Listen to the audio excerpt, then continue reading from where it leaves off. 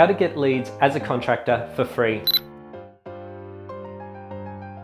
Welcome to Tradie Media, where we focus on helping trade-based businesses create effective content. In this video, we'll be discussing how you can get leads as a contractor, the free method. Now, there's a myriad of ways to get leads and land new clients as a tradie. The biggest issue that a lot of businesses face is that stone wall of trying to figure out what are those strategies. At Tradie Media, we primarily focus on content marketing, creating content for your social media channels. But as we all generally know, there's more than one way to skin a cat, and in this case, more than one way to reach your audience through marketing. I wanted to spend a moment and look at how I approach marketing, which will hopefully give you a new perspective as you generate new leads. I remember hearing this analogy years ago. Picture a large oak tree. This is your business, and the roots that bore down into the ground are your marketing strategies. On a day-to-day basis, I work with a lot of trade-based businesses, and when speaking to them about their marketing efforts, it's very common to hear, "I've never marketed my business, I've always just got new leads through word of mouth." So through these conversations, I now know a lot of tradies with this mentality, and for some people, it works out just fine.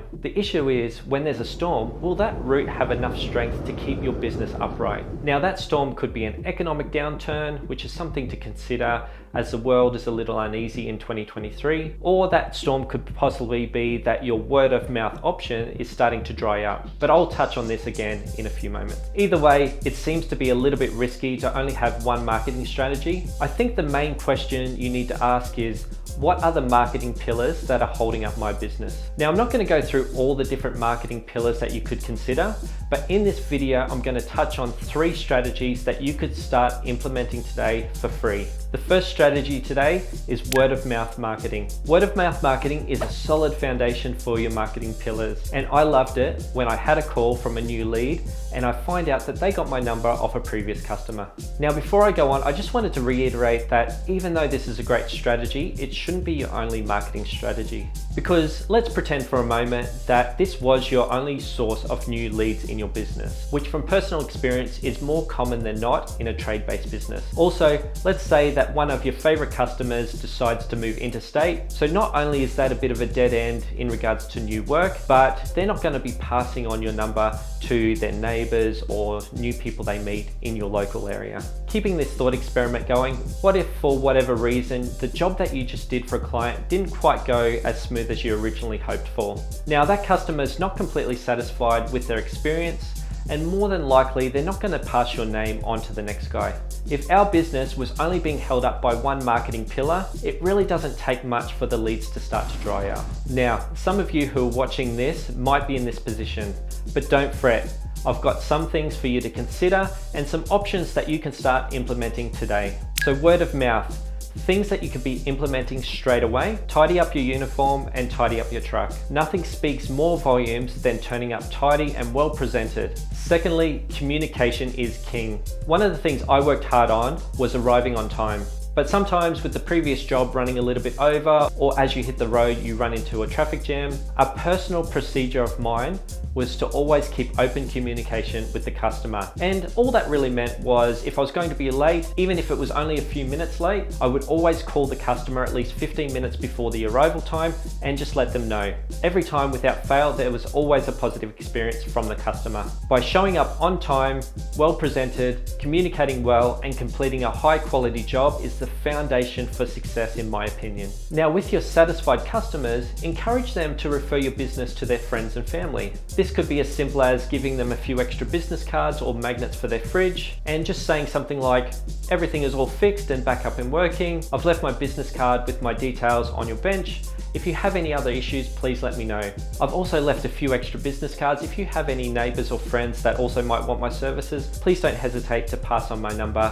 That'd be great." Something along those lines. It doesn't have to be complicated or costly. This way, there's no pressure for the customer to actually do anything. But if you've delivered a great experience, more than likely, they're usually happy to pass on your number. And finally, on this point, another consideration to think of is to offer incentives such as discounts or bonuses for successful referrals. Remember, you marketing or finding your own leads will not only cost you time, but can also cost you money. So have a think about your products and services and consider what might it be worth to you to have someone else, in this case your good customers, doing the legwork for you. And it really doesn't take much before you're starting to run off your feet with quotes and new jobs and new leads. As I wrap up this strategy, we have to remember that this is an awesome strategy, but as mentioned before, this can't be the only one that you rely on. So in saying that, let's jump into my second strategy, content marketing.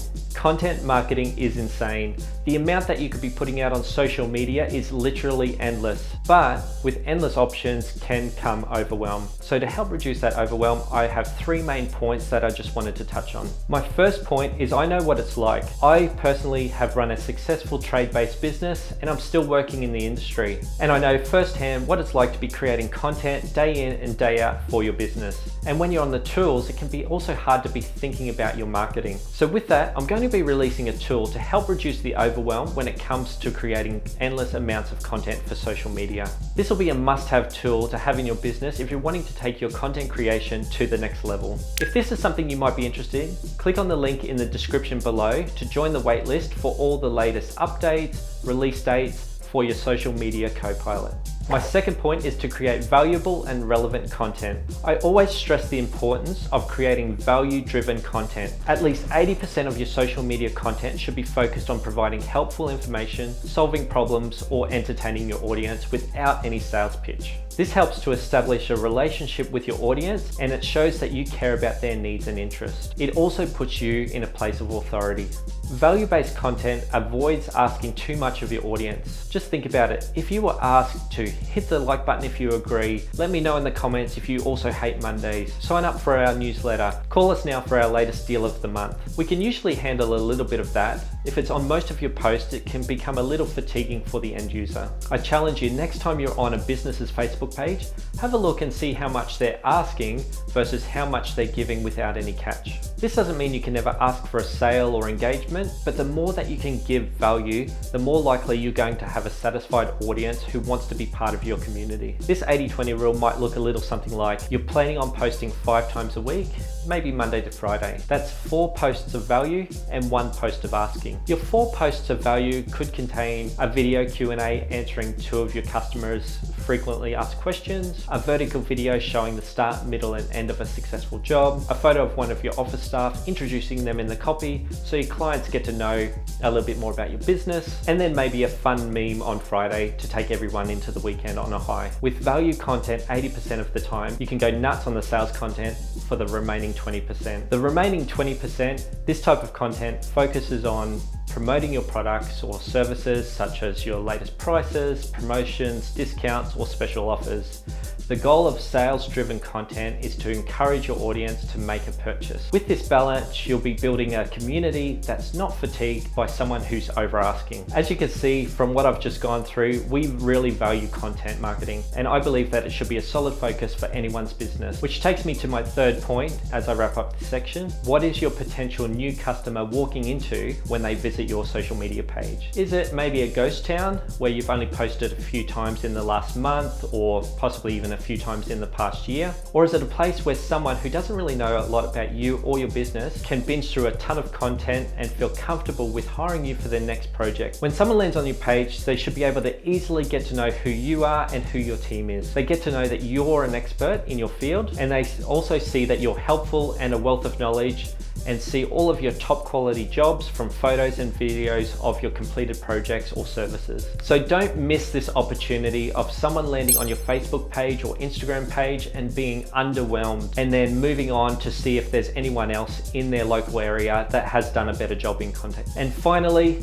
collaboration marketing. I'll keep this one brief, but it's another great tool that you can start implementing today. Partner with other businesses or organizations that serve the same target audience. This is such a great way to reach a larger audience and increase your brand visibility. I like to refer to this as hitching your wagon to someone else's train. So what does this look like? This could be straight up referrals from another business, or this could even be white labeling. And I've personally done both successfully. An example of straight up referrals could be, I'm running an electrical company and I've partnered with a cabinet maker or shop fitter. I've hitched my wagon to his train. In this example, they probably don't have in-house electricians and they don't really want the hassle of dealing with that part of the job. So whenever they've picked up a new project, they've given your number straight to the client. And because they've recommended you, the client already trusts you because of that referral. Busy customers don't really want to waste their time running around getting extra quotes when they know the cabinet maker's referral will save them time, money, and heartache. With this type of collaboration, you only need to manage the relationship between you and the cabinet maker, and you'll be able to hitch a ride on the projects that they pick up. My second example of this concept is white labeling. This is where you complete the work as if you were a direct employee of the person that you're white labeling under. As mentioned a moment ago, all you need to do is maintain the relationship with the company that you're white labeling under, and they can add another service to their offerings. Another example of white labeling could be a landscaping company partnering with a swimming pool installation company. Really, the sky's the limit when it comes to collaboration marketing. Working on these marketing pillars and making sure that they're healthy and working well is a free and easy way of building a great audience and a customer base to bring in more leads for your business. For more videos like this, like and subscribe, and I'll see you in the next video.